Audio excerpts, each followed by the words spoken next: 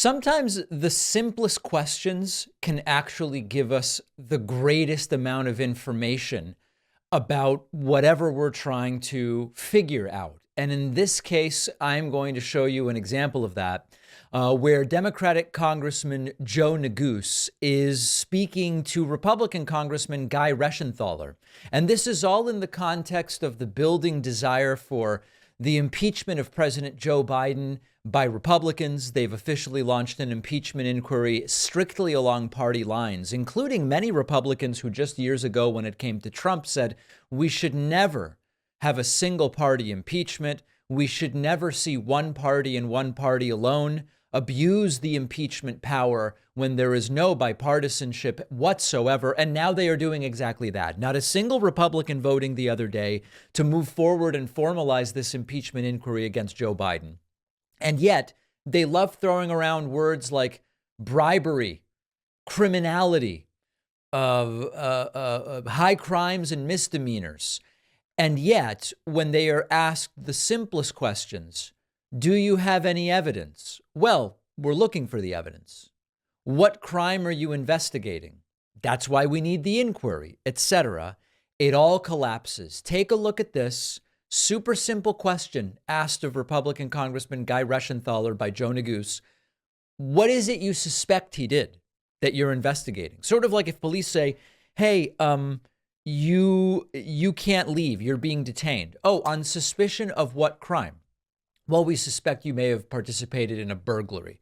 And if they can't articulate what crime you're suspected of, other than in very specific cases, you can't be legally detained. Take a look at this video. Keep that in mind. To the core, I think the question I'm asking you is, okay, go ahead. What is the specific constitutional crime that you're investigating? Well, we're having an inquiry, so we can do an investigation and control the production of witnesses. And what is the crime you're investigating? And documents. High crimes, misdemeanors, and bribery. What high crime and misdemeanor are you investigating? Look, I will, once I get time, I will explain what we're looking at. They've had years to explain. Years to explain.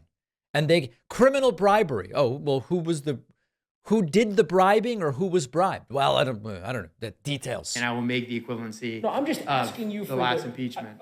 Okay, so what I'm trying to say, Mr. Reschenthaler, and again, I say this because I served as a prosecutor during the last impeachment.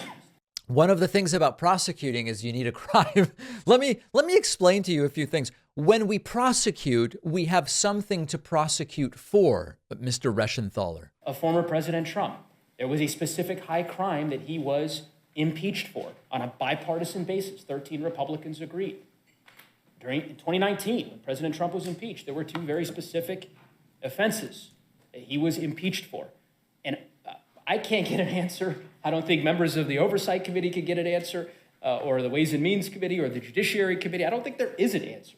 There's not, and of course it's unsurprising because according to even Fox News correspondents, House Republicans have been unable to make any kind of connection to a constitutional high crime and misdemeanor and President Biden. So I would say this, to make the argument that there is some similarity between, and I don't know if this is what you're suggesting, I hope it's not, between the various facts that you've focused and zeroed in on with respect to President Biden and President Trump's conduct on January 6th.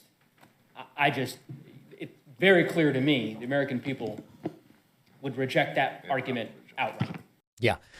They don't even know what argument they're making. That's the thing. Joe Neguse is acting as if they're making some specific argument. They're really not. And this is called fishing. Sometimes police do it, right? What crime am I being detained under suspicion of? We don't know yet. Oh, so then why am I detained? Right? Traffic stops, you've got to provide ID. You've got to stay there a reasonable amount of time until the officer says. But if you're just approached randomly and said, you are now detained on suspicion of what crime, and they don't care. What this would sound like if they had something, it would be, well, after Joe Biden became president, he removed a regulation that affected only 2 Ukrainian companies, both of which had Hunter Biden in their employ, and Hunter Biden kicked back some of the money to Joe, and here are the receipts. That would be a specific allegation. They don't have that. They go, well, Joe Biden benefited from helping Hunter Biden and then getting kickbacks. Any proof? No, we need the inquiry in order to look for that proof. Well, so then why is it that you believe that's the case, given that you've been looking into this sort of thing for years? Now, the timeline is all jumbled. It's a verbal ink blot when they try to explain it. Joe Biden did this as president, but the dates are when he wasn't president. Well, but he was running and he was VP. No, he wasn't VP at the same time that he was running. The timeline is jumbled. The facts are non-existent. The evidence is imaginary. But if they could at least articulate something, then we could very easily say, oh, there is or is not evidence to support that. Because they know they don't have evidence, they will never articulate it as specifically as Joe Neguse tried to get Guy Reschenthaler to do. It's fishing. They have nothing. And at the end of the day, maybe they have nothing because Biden didn't do anything wrong. Many of us have holiday parties, New Year's parties coming up. You may enjoy an adult beverage. And let's face it, after a night with drinks, you don't necessarily bounce back the way maybe you used to. So you've got to make a choice. You could have a great night or a great next day. Until ZBiotics came along. Our sponsor, ZBiotics, makes the world's first genetically engineered probiotics. Created by PhD microbiologists, ZBiotics is a probiotic drink, breaks down the byproduct of alcohol, which is responsible for some of those feelings the day after. When you drink, alcohol gets converted into a toxic byproduct in the gut. This byproduct, not dehydration, is to blame for how you feel the next day. ZBiotics pre-alcohol probiotic produces an enzyme to break that byproduct down. It's designed to work like your liver, but in the gut where you need it most. You drink a tiny bottle of ZBiotics before having any alcohol. You then drink responsibly, get a good night's sleep, and you will feel great the next day. ZBiotics works for so many people. Read the reviews online.